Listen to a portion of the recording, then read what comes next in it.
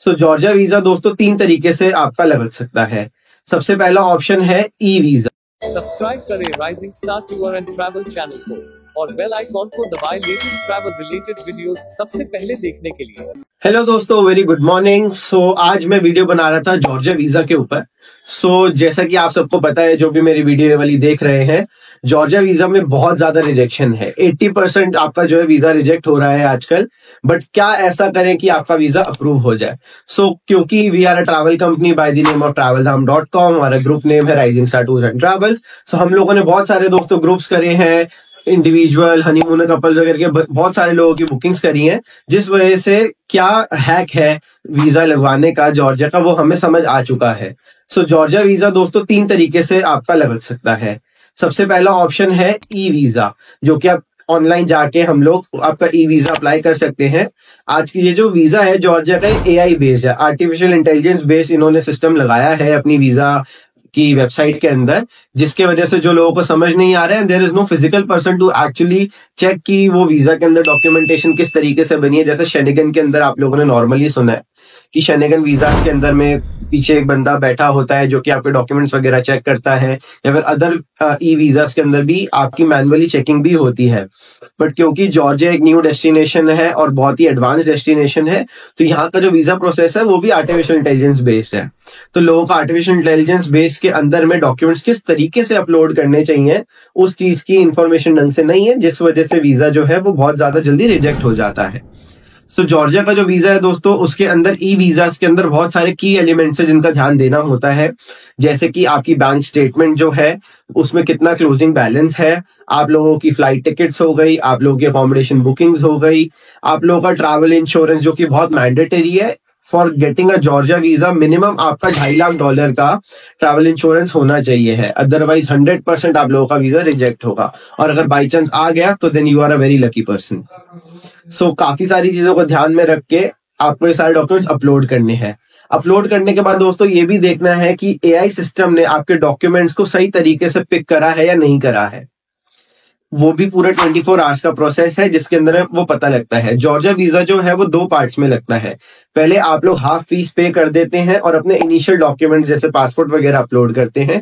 उसके बाद आप लोग जो है अपने 24 आवर्स बाद दूसरे डॉक्यूमेंट्स अपलोड करते हैं, जैसे फाइनेंशियल्स वगैरह, ताकि जो आपकी डॉक्यूमेंटेशन है वो बिल्कुल पक्की हो जाए। इसके अंदर में आपकी फोटो वगैरह भी जो है उसके स्पेसिफिकेशंस बहुत क्लियरली मेंशन्ड है वेबसाइट के ऊपर, और अगर आप चाहे तो हम लोग भी आपका वीजा अप्लाई कर सकते हैं। उनको ध्यान में रखते हुए अपलोड करनी है। अदरवाइज जैसे मैंने आपको बताया, it is a AI system, तो वो आपके पासपोर्ट से बाय डिफॉल्ट उठा लेगा। पासपोर्ट के अंदर नॉर्मली लोगों की जो होती है फोटो बहुत पुरानी होती है, और इंडिया के अंदर जो पासपोर्ट के अंदर फोटो लगती है वो बिल्कुल ही एक्चुअल फेस से मिसमैच हो जाती है। पहला ऑप्शन तो आपका ई वीजा का है। क्योंकि बहुत ज्यादा रिजेक्शन रेट आ रहा था दोस्तों, तो उस वजह से सेकंड ऑप्शन जो जॉर्जिया एम्बेसी ने निकाला है वो आप वीएफएस से जाके भी लगा सकते हैं। वीएफएस के अंदर भी आपकी यही सब चीजें होंगी, वहां भी एक्सपर्ट्स आपके डॉक्यूमेंट्स वगैरह को देख के ऑनलाइन ही अप्लाई करेंगे, and that will be e visa only. But उसमें क्या होगा, आपको थोड़ी सी फीस एक्स्ट्रा पे करनी पड़ेगी, क्योंकि उन लोगों को प्रोसेस पता है, क्योंकि वो लोग डेली करते हैं। अगर आपको रीजनेबल में यही सेम काम कराना है तो आप हम लोगों से लगवा सकते हैं, क्योंकि हमारे एक्सपर्ट्स को भी वो वाला जो है वो समझ आ चुका है। थर्ड ऑप्शन जो दोस्तों वो है, ये वाला ऑप्शन थोड़ा एक्सपेंसिव ऑप्शन है, that is Dubai multiple entry visa. ये वाला वीजा भी आप अप्लाई कर सकते हैं। जैसे जिन लोगों के पास टाइम नहीं होता है, या फिर रिजेक्शन बार बार आ रहा है, या फिर कई लोगों का जो होता है बैंक के अंदर बहुत अच्छा बैलेंस मेंटेन नहीं है, तो वो लोग यूएई मल्टीपल एंट्री वीजा भी लगा सकते हैं। यूएई मल्टीपल एंट्री वीजा ही दोस्तों इस केस में लगेगा। बट वो वाला वीजा जो है वो भी थोड़ा सा एक्सपेंसिव होता है। It will cost somewhere around 11 to 12,000 rupees. अगर आप लोग उतना अमाउंट स्पेंड नहीं करना चाहते हैं, कई लोग अमाउंट बचाने के चक्कर में दुबई सिंगल एंट्री वीजा भी अप्लाई कर देते हैं, जिस वजह से जब वो इमिग्रेशन पे पहुंचते हैं तो उनको बोर्डिंग जो है वो डिनायल हो जाती है और वो ट्रैवल नहीं कर पाते हैं। फोर्थ ऑप्शन जो है दोस्तों, जो बहुत इजी है, बट इस ऑप्शन के अंदर आपके डॉक्यूमेंटेशन एंड फाइनेंशियल सब कुछ बहुत अच्छे होने चाहिए, जो कि है जापान वीजा। बहुत सारे ग्रुप्स, बहुत सारे लोग जापान वीजा भी लगवा के जा रहे हैं, क्योंकि जापान वीजा की कॉस्ट जो है बहुत ही मिनिमल है। That is just 1500 to 2000 rupees का आपका वीजा लग जाता है। बट इस चीज के अंदर भी आप लोगों को ये चीज ध्यान रखनी है कि जापान का भी जो वीजा है वो भी मल्टीपल एंट्री वीजा ही होना चाहिए है। तो अगर आपको मल्टीपल एंट्री वीजा नहीं आएगा, अगेन जब आप इमिग्रेशन पे पहुंचेंगे तो आपको बोर्डिंग जो है वो डिनायल हो जाएगी।